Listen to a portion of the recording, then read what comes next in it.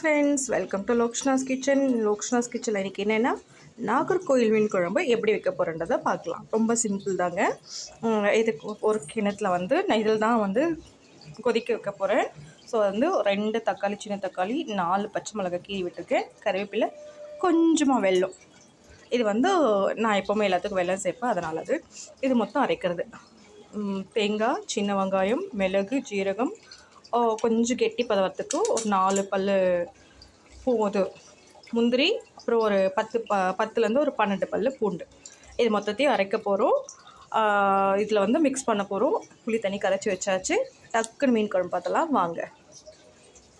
இது கூடவே பார்த்திங்கன்னா இந்த இது அரைக்க போகிறோம் இல்லையா, இது கூடவே வந்து ஒரு 1/2 டீஸ்பூன் மஞ்சள், தனி மிளகாத்தூள் ஒரு 1/2 டீஸ்பூன், வீட்டு மிளகாத்தூள் ஒரு 2 டீஸ்பூன்,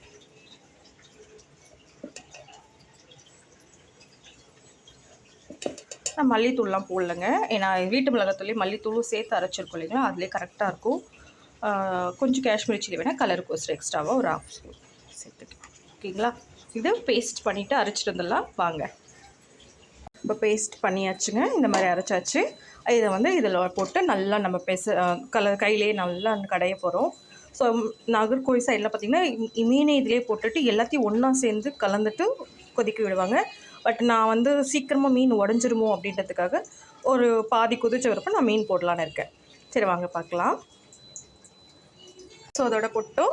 இப்போ நம்ம வந்து கல்லுப்பும் எடுத்துக்கலாம்.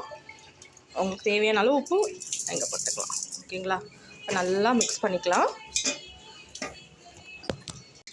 நமக்கு தேவையான அளவு தண்ணி சேர்த்துக்கலாம். தண்ணி சேர்த்தாச்சு, புளி தண்ணி சேர்த்துக்கலாம். ஓகே, நல்லா கொதிக்க வைக்கலாம். நல்லா கொதிக்கட்டும், நம்ம இதை மூடி வச்சிடலாம். ஒரு பாதி கொதிச்சப்போ நம்ம மீன் போடலாம். நான் இன்றைக்கி வந்து ஷீலா மீன் தான் வாங்கி வச்சுருக்கேன். வாங்கி உப்பு மஞ்சள் போட்டு நல்லா வாஷ் பண்ணி வச்சுருக்கேன். ஸோ முட்டை வேக வச்சுருக்கேன். ரைஸ் ரெடி ஆயிடுச்சு.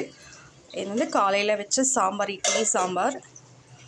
ஸோ மதியம் வந்து பார்த்திங்கன்னா மீன் குழம்பு, முட்டை, ரைஸ், அவ்வளோதான். இது ரெடி ஆகிட்டு உங்களுக்கு காட்டுறேன். எங்கள் நிலா குட்டி பாருங்கள், உங்களுக்கு பசி வந்துருச்சு. ஸோ அதுக்காக வெயிட்டிங். மேடம் ரைட்டி வந்து குட் பாயாக படுத்துட்ருக்கா. ஓ சாமி, நல்லா கொதிக்குது பாருங்கள். இப்போ மீன் எடுத்து போட்டுடலாம். ஒரு பக்கம் மீன் போட்டாச்சு. இப்போ தாளிச்சிடலாம்.